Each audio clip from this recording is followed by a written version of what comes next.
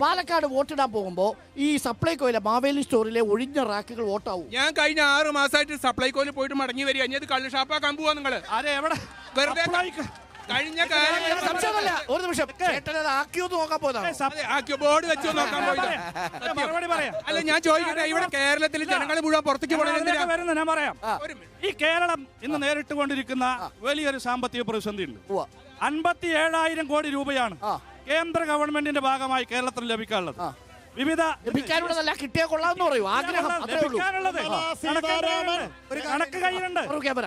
വിഹിതം മാത്രം 12,000 കോടിയുണ്ട്. നോക്കൂ, 10ാം ധനകാര്യ കമ്മീഷനിൽ 3.9% കേരളത്തിന്റെ വിഹിതം. 10ാം ധനകാര്യ കമ്മീഷൻ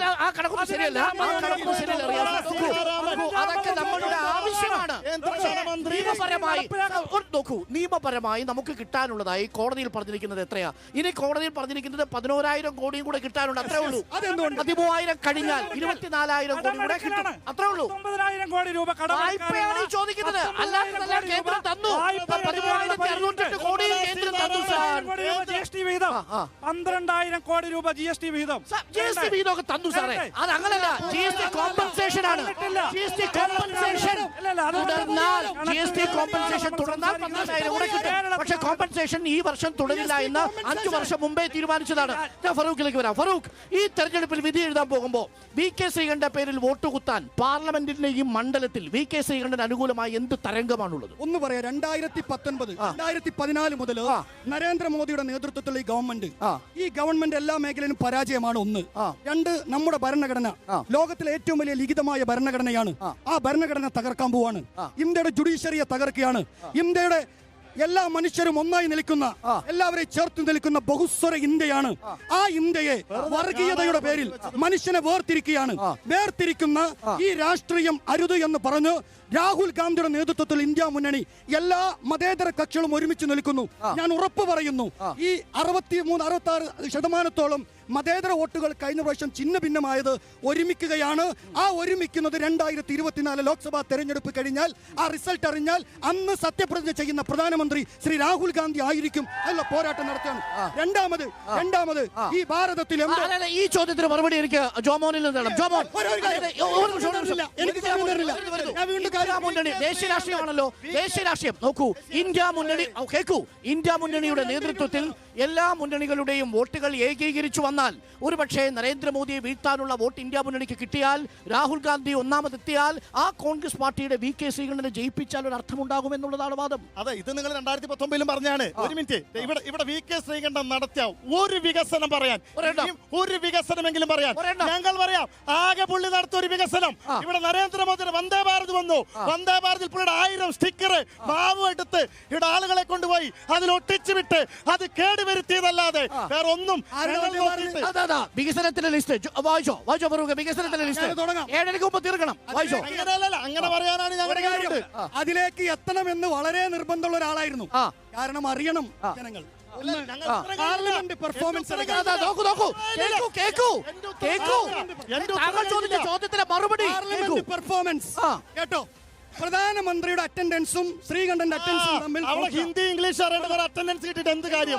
ഞങ്ങൾ പറയാം അറ്റൻഡൻസ് പറയാം.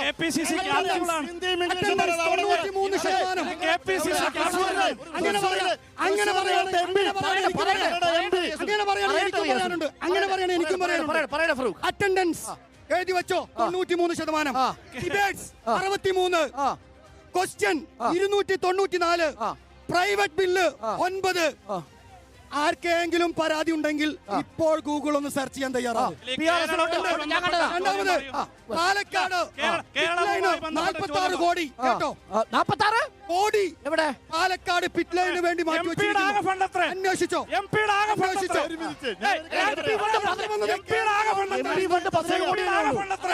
പറയാം.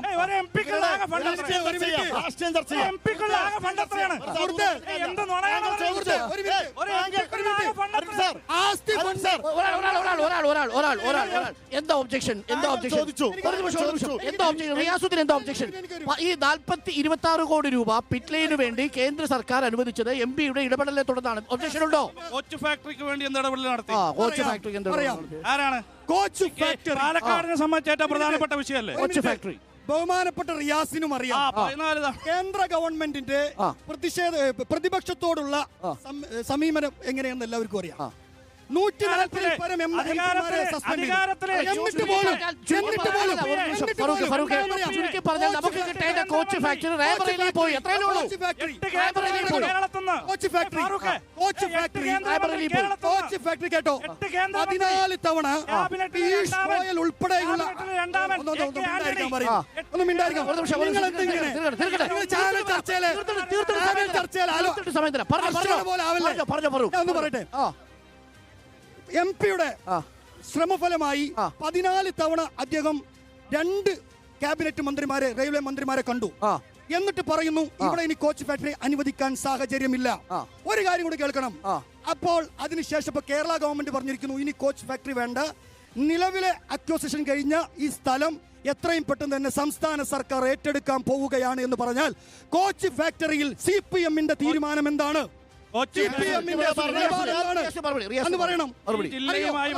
ഈ ജില്ലയുമായി ബന്ധപ്പെട്ട ഏറ്റവും പ്രധാന വികസന വിഷയമാണ് കോച്ച് ഫാക്ടറി. എന്റെ പ്രിയ സുഹൃത്ത് കോൺഗ്രസിന്റെ പ്രതിനിധി ശ്രീകണ്ഠന് വേണ്ടി ഇവിടെ പറഞ്ഞു കോച്ച് ഫാക്ടറി ജില്ലക്ക് വേണ്ട എന്ന നിലപാട് സ്വീകരിച്ചു. ഞാനല്ല പറഞ്ഞത്. എന്താ പറയുന്നത്?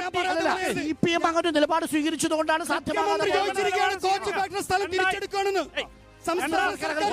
UPA ഗവൺമെന്റിന്റെ കാലത്ത് നോക്കൂ 2008 ഇവർക്ക് അറിയോന്ന് അറിയില്ല, BJPക്ക് അറിയില്ല, റെയിൽ ബജറ്റ് എന്ന് പറഞ്ഞ ബജറ്റ് ഉണ്ടായിരുന്നു. അങ്ങനെയൊന്നും ഇല്ല, BJP അത് ഇല്ലാതാക്കി.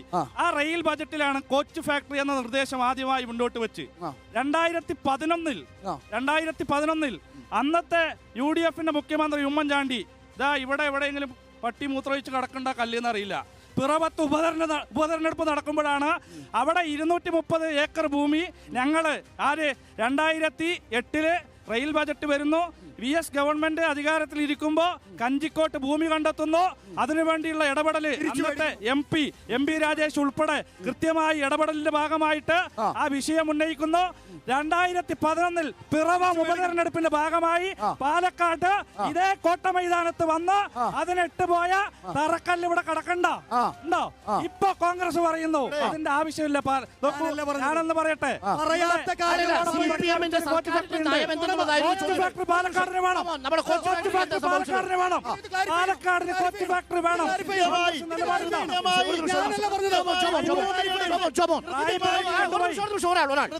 കോച്ച് ഫാക്ടറിക്ക് ഭൂമി എടുത്ത് കൊടുക്കാൻ പോലും ഈ സർക്കാരിന്